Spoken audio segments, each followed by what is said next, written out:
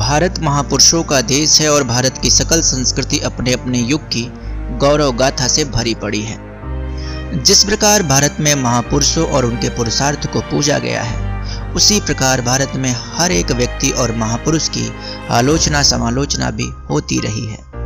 ऐसे में आज कुछ लोग सम्राट अशोक के विषय में अपना मत रख रहे हैं। रखना भी चाहिए, क्योंकि चर्चे भी उन्हीं के होते हैं जिनमें कुछ बात होती है। लेकिन आज हमारा मूलभूत प्रश्न है कि क्या सम्राट अशोक का जीवन औरंगजेब जैसा था? आप सोच रहे हैं कि आज इस तरह की बात करने की आवश्यकता क्यों है भला? तो चलिए बताते हैं। एक व्यक्ति हैं दया प्रकाश सिन्हा। इन्होंने अपने एक इंटरव्यू में सम्राट अशोक के जीवन में घटित घटनाओं के आधार पर उनको औरंगजेब के समान लाकर खड़ा कर दिया है, जो कि किसी भी दृष्टि से सही नहीं है। अपितु उनका यह वक्तव्य यह दर्शाता है कि वह ऐतिहासिक विश्लेषण करते समय ईमानदार नहीं थे, क्योंकि अगर वह ईमानदारी से सम्राट अशोक के जीवन पर अपनी बात रखते तो कम से कम वह यह जरूर देखते कि उन्होंने अशोक का चरित्र जिन बौद्ध ग्रंथों से बताने का प्रयास किया है, उनका रचना काल और स्थान क्या है, और उन ग्रंथों को लिखने के पीछे ग्रंथकार की मंशा क्या है। चलिए इस विषय में हम आपको थोड़ी जानकारी देते हैं। जिस बौद्ध ग्रंथ में अशोक को अपने 99 भाइयों का हत्यारा बताया गया है, वह महावंश असल में श्रीलंका में लिखा गया। जिस दीपवंश में सम्राट अशोक के द्वारा अपने भाई सुसीम की हत्या की बात की गई है, वह ग्रंथ भी श्रीलंका में लिखा गया। इसके अलावा दिव्यवदान, अशोकावदान आदि ये कुछ ऐसे ग्रंथ हैं जिनकी रचनात्मक पृष्ठभूमि भी तिब्बती है। इसमें भी पुष्यमित्र शुंग को अंतिम मौर्य सम्राट बताने से लेकर बौद्ध मत की श्रेष्ठता दिखाने के लिए सम्राट अशोक के हाथों हजारों जैनियों को मरवाने का उल्लेख आता है। इसी अशोकावदान के अनुसार अशोक द्वारा तरह तरह के यातना शिविरों के निर्माण का उल्लेख मिलता है, जैसा कि नरक में हुआ करते थे। कहने का तात्पर्य यह है कि बौद्ध बनने से पहले सम्राट अशोक के चरित्र को जितना बिगाड़ा जा सकता था उतना बिगाड़ा गया है। कारण सबको पता है, सिर्फ इसलिए कि अशोक के चरित्र की आड़ में एक धर्म को पोषित और पल्लवित किया जा सके।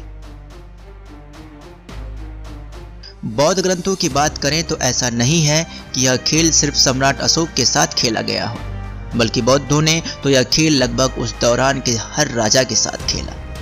चाहे बिम्बिसार को कामुक अय्याश दिलफेक दिखाना हो, चाहे गौतम बुद्ध के पूर्वजों के वंश परंपरा की धज्जियां उड़ानी हो, चाहे बौद्ध मत को श्रेष्ठ दिखाने के लिए उस समय के तत्कालीन सभी मतों और विद्वानों को नीचा दिखाना हो। अरे इन्होंने तो भगवान महावीर तक को नहीं छोड़ा। जैनियों और तीर्थंकरों के लिए इनके ग्रंथों में जैसे जैसे उल्लेख दिखते हैं, उन्हें साधारण शब्दों में तो उच्चारित भी नहीं किया जा सकता।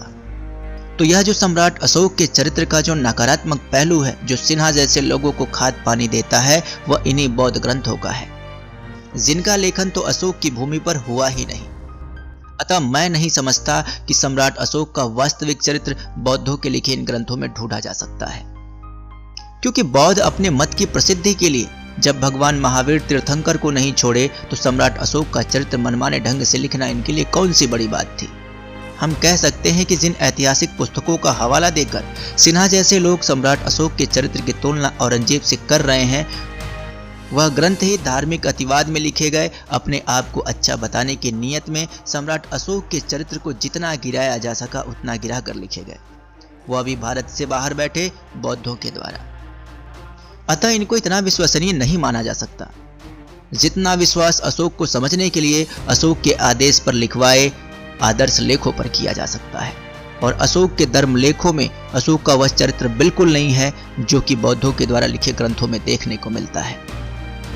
और अशोक के लेख तो इस बात के जीवंत प्रमाण हैं कि अशोक अपने जिस चरित्र के लिए दुनिया भर में जाने गए, असल में उसके अधिकांश हिस्से भारत की भूमि पर हैं। जो एक अमिट लेख है यह जानने के लिए कि असल में सम्राट अशोक कौन थे। इसलिए अशोक की समीक्षा जब भी होगी, उसमें ईमानदारी से उसके खुद के आदर्श लेखों को सामने रखना होगा। तब हम एक ईमानदार समीक्षा प्रस्तुत कर पाएंगे, और तब हम ये जान पाएंगे कि एक लुटेरे और धर्मांध शासक से सम्राट अशोक के जीवन का आकलन करना कितनी बड़ी मूर्खता है। सिन्हा जैसे लोगों को अपने कथन पर पुनर्विचार करने की आवश्यकता है और अपने कहे एक एक शब्द की पुनर्समीक्षा करने की आवश्यकता है। ताकि जिस सम्राट के साथ जो अन्याय धर्मांध धार्मिक अतिवादियों ने किया वह हमसे ना हो पाए। इसी के साथ आज की इस वीडियो में मैं इतना ही कहना चाहूंगा कि सम्राट अशोक के आदर्श जीवन को उन्हीं के लोगों ने कलंकित किया जिन लोगों पर सम्राट ने अपना सर्वस्व लुटा दिया।